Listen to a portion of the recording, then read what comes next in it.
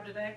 You guys should already have set up your notebook with the title on the left-hand side, your name up on the right-hand side. The question we're looking at today is how does this lab show different variables? So, do we remember what a variable is? Okay, cool. A variable is something that can change in your experiment. Now, if that's the variable, what do you think the constant is? Exactly right. It's something that doesn't change. So the thing that's going to stay constant in this experiment is going to be, well, a couple of things that are going to stay constant in this experiment are going to be our pennies, they're going to be our water, they're going to be our droppers, right? So some variables that we have, some things that could change in this experiment might be what? Miss White in the back, can you think of anything that might change? The amount of water. The amount of water would be an excellent variable.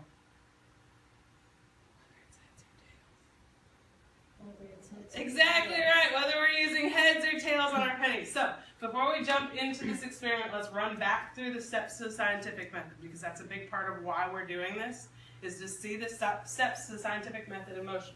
So the first one would be make an observation or ask a question.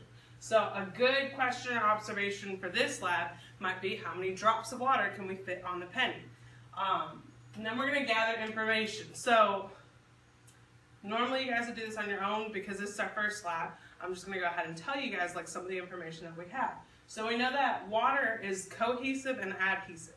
That means that if it's cohesive, it wants to stick together. The water molecules want to stay together. If it's adhesive, that means that the water molecules want to stick to the penny. So our water molecules want to stay together and they're going to want to stay on the penny. When we get too many going, that's when they're going to spill over. So, make a hypothesis. Can you think of any hypothesis? Remember that it needs to start with an if, and then it has a then and a because. So, if,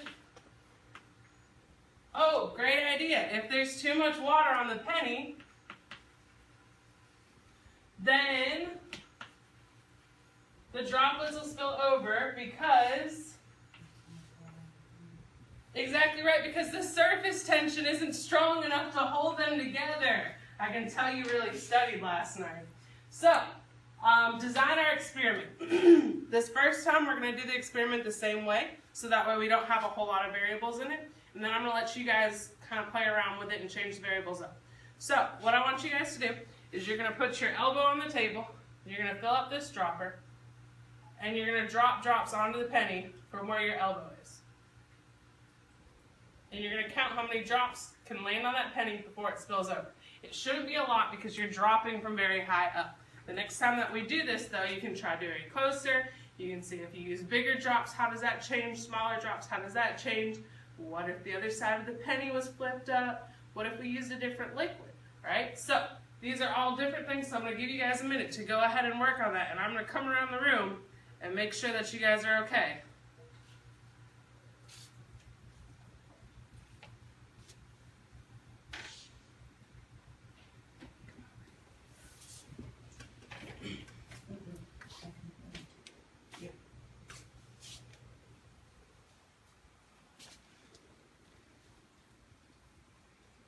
Okay, so see how we have water on the table there next to the penny? So we're going to go ahead and stop. And how many drops does that have? 7 drops. Awesome job. So let's try it. How do you want to change it this time? What variable would you like to see? Do we want more drops on the penny? We want as many drops as possible. Then we're going to get very close. Okay, so we're going to be super close this time. And so you can see your cohesion there as the drops kind of form together instead of having individual drops. Your adhesion is just what's keeping it on the penny. And so let's go ahead and pause for just a second there. And you see how, okay, stop. You see how the drops look like they're kind of bubbling off over the side of the penny, but they're not quite spilling yet? That's your adhesion that's keeping it onto the penny. So go ahead and keep going. Let's see how many more we can get on there.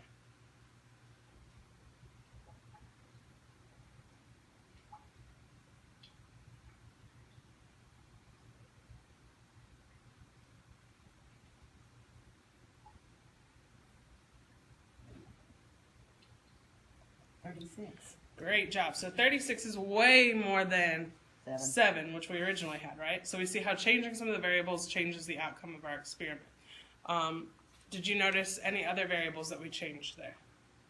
We flip from one side to the other. We flip from one side to the other. So one of the things that can help the water stay on there or keep the water from staying on there is how many raises you have depending on which side of the coin you're looking at, right?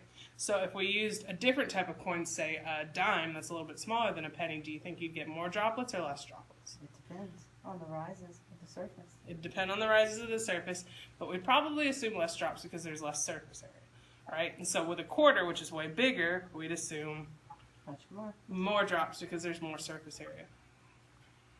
All right? Awesome job. So what I want you to do right now is I want you to take a minute to write in your notebook and reflect on what we just did and how it relates to the scientific method. Done?